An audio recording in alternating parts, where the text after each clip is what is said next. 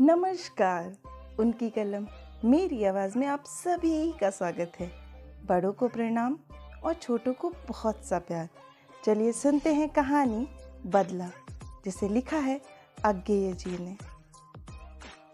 अंधेरे डिब्बे में जल्दी जल्दी सामान ठेल गोद के आबिद को खिड़की से भीतर सीट पर पटक बड़ी लड़की जुबैदा को चढ़ाकर सुरैया ने स्वयं भीतर घुसकर गाड़ी के चलने के साथ साथ लंबी सांस लेकर पाक परवरदिगार को याद किया ही था कि उसने देखा डिब्बे के दूसरे कोने में चादर ओढ़े जो दो आकर बैठे हुए थे। वे अपने मुसलमान भाई नहीं, सिख थे।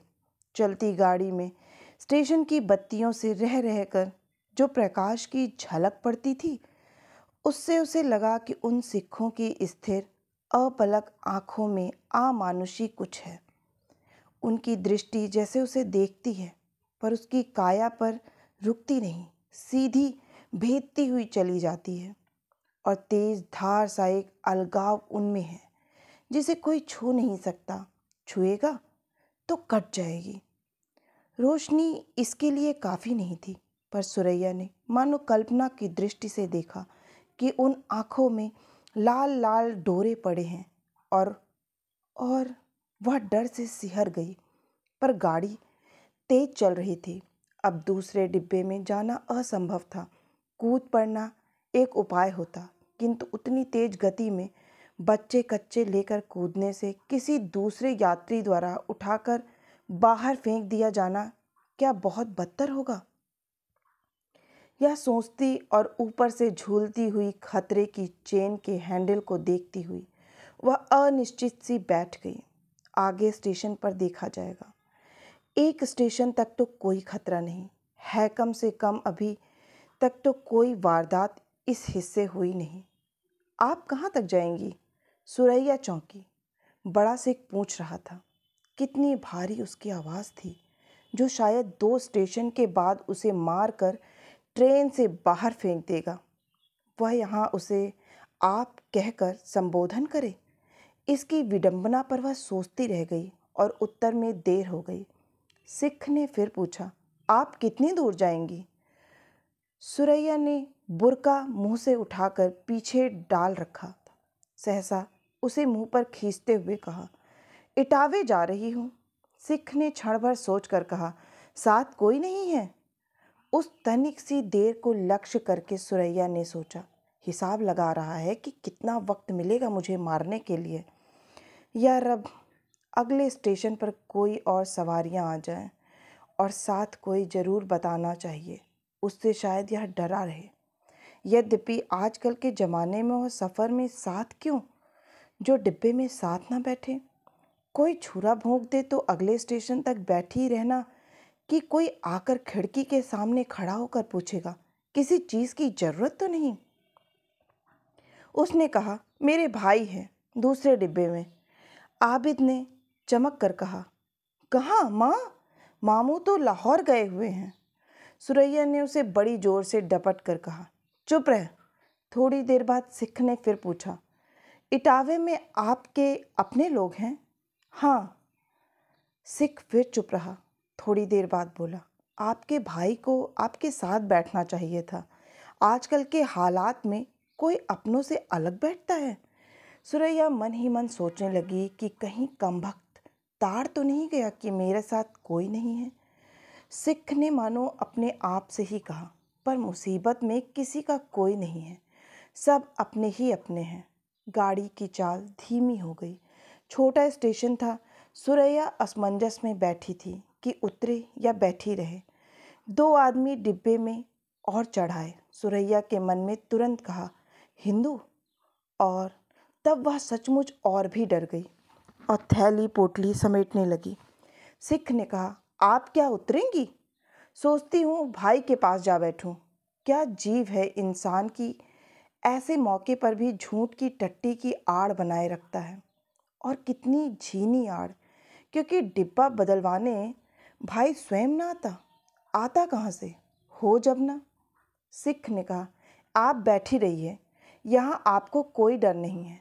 मैं आपको अपनी बहन समझता हूँ और इन्हें अपने बच्चे आपको अलीगढ़ तक ठीक ठाक मैं पहुंचा दूंगा।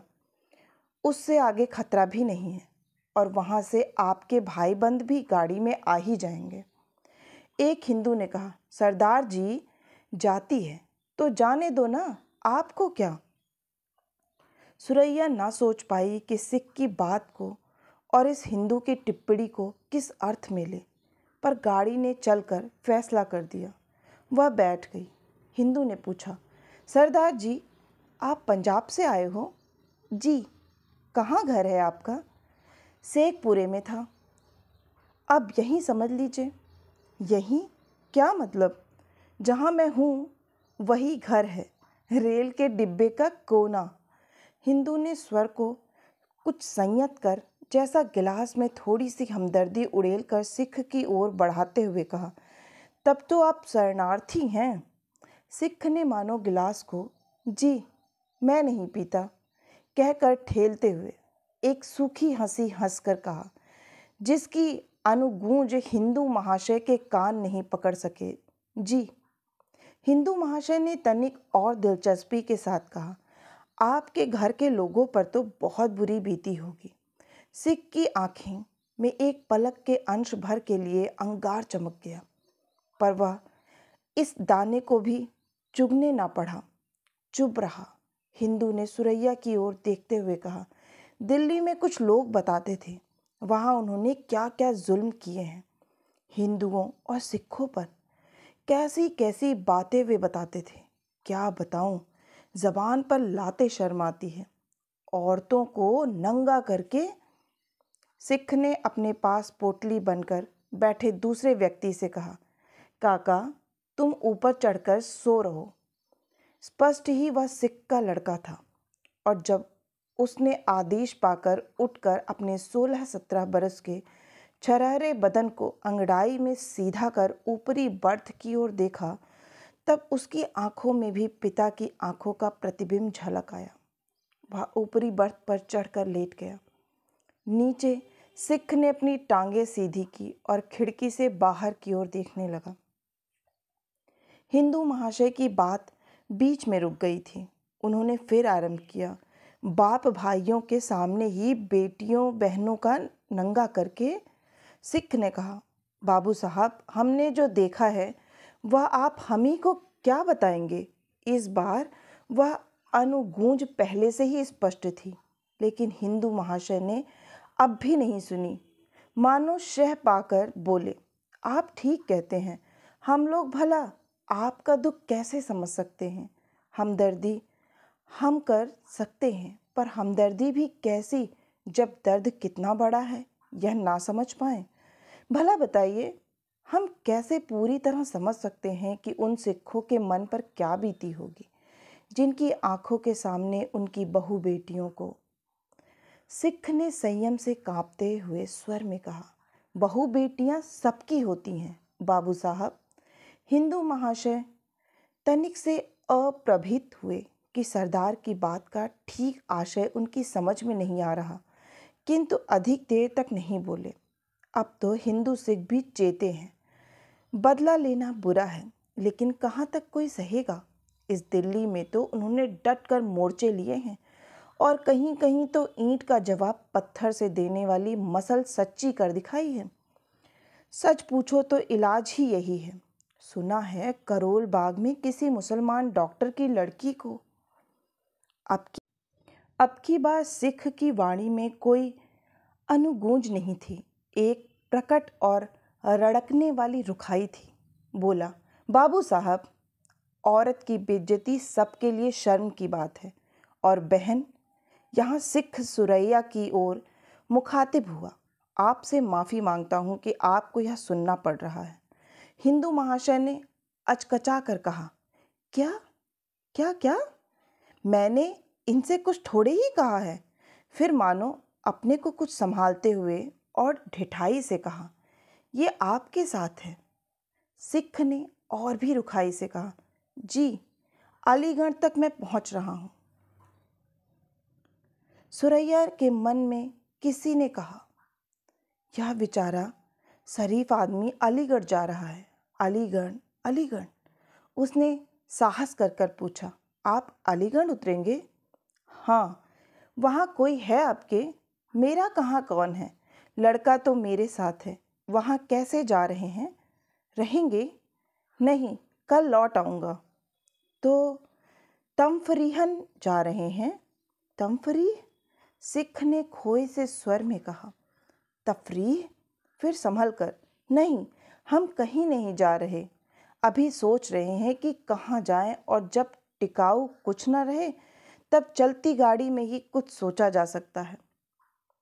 सुरैया के मन में फिर किसी ने कूच कर कहा, अलीगढ़?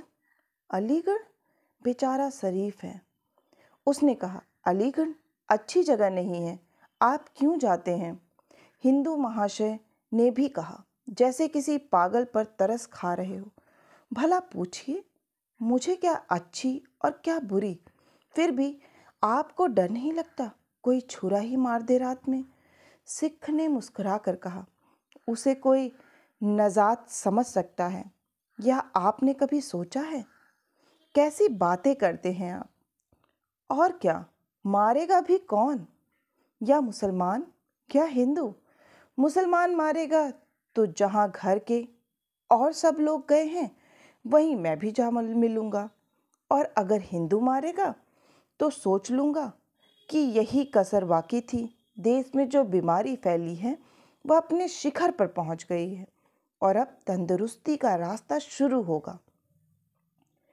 मगर भला हिंदू क्यों मारेगा? हिंदू लाख बुरा हो, ऐसा काम नहीं करेगा। सरदार को एकाएक गुस्सा चढ़ाया। उसने तिरस्कार पूर्वक कहा, रहने दीजिए बाबू साहब, अभी आप ही जैसे रस ले लेकर दिल्ली की बातें सुना रहे थे। अगर आपके पास छुरा होता और आपको अपने लिए खतरा ना होता तो आप क्या अपने साथ बैठी सवारियों को बख्श देते? इन्हें मैं बीच में पड़ा तो मुझे हिंदू महाशय कुछ बोलने को हुए थे, पर हाथ के अधिकारपूर्ण इशारे से उन्हें रोकते हुए सरदार कहता गया, अब आप सुनना ही चाहते हैं तो सुन लीजिए कान खोलकर। मुझसे आप हमदर्दी दिखाते हैं कि मैं आपका शरणार्थी हूँ। हमदर्दी बड़ी चीज़ है, मैं अपने को निहाल समझता अगर आप हमदर्दी देने के काबिल होते। लेकिन आप मेरा दर्द कैसे जान सकते हैं जब आप उसी सांस में दिल्ली की बातें ऐसे बेदर्द ढंग के करते हैं? मुझसे आप हमदर्दी कर सकते होते तो उतना दिल आप में होता तो जो बातें आप सुनाना चाहते हैं उनसे शर्म के मारे आपकी ज़बान बंद हो गई होती, सिर नीचा हो गया होता। औरत की बेइज्जती है, वह हिंदू या मुसलमान की नहीं, वह इंसान की माँ की बेइज्जती है। शेखपुरे में हमारे साथ जो हुआ सो हुआ, मगर मैं जानता हूँ कि उसका मैं बदला कभी नहीं ले सकता हूँ, क्योंकि उसका बदला हो ही नहीं सकता। मैं बदला दे सकता हूँ, और वह यही कि मेरे साथ जो हुआ है वह और किसी के साथ ना हो। इसलिए दिल्ली और अलीगढ़ के बीच इधर और उधर लोगों को पहुंचाता हूँ। मेरे दिन भी कटते हैं और कुछ बदला चुका भी पाता हूँ। और इसी तरह अगर कोई किसी दिन मार देगा तो बदला पूरा होगा, चाहे मुसलमान मारे चाहे हिंदू। मेरा मकसद तो इतना है कि चाहे हिंदू हो, चाहे सिख हो, चाहे मुसलमान हो, जो मैंने देखा है वह किसी को ना देखना पड़े, और मरने से पहले मेरे घर के लोगों की जो गति हुई वह परमात्मा न करे किसी की बहू बेटियों को देखनी पड़े। इसके बाद बहुत देर तक गाड़ी में बिल्कुल सन्नाटा रहा। अलीगढ़ के पहले जब गाड़ी धीमी हुई तब सुरैया ने बहुत चाहा कि सरदार से शुक्रिया के दो शब्द कह दे, पर उसके मुंह से भी बोल नहीं निकला। सरदार ने ही आधे उठकर ऊपर के बर्थ की ओर पुकारा, काका उठो, अलीगढ़ आ गया है। फिर हिंदू महाशय की ओर देखकर बोला, बाबू साहब, कुछ कड़ी बात कह गया हूँ तो माफ़ करना, हम लोग तो आपकी शरण में हैं।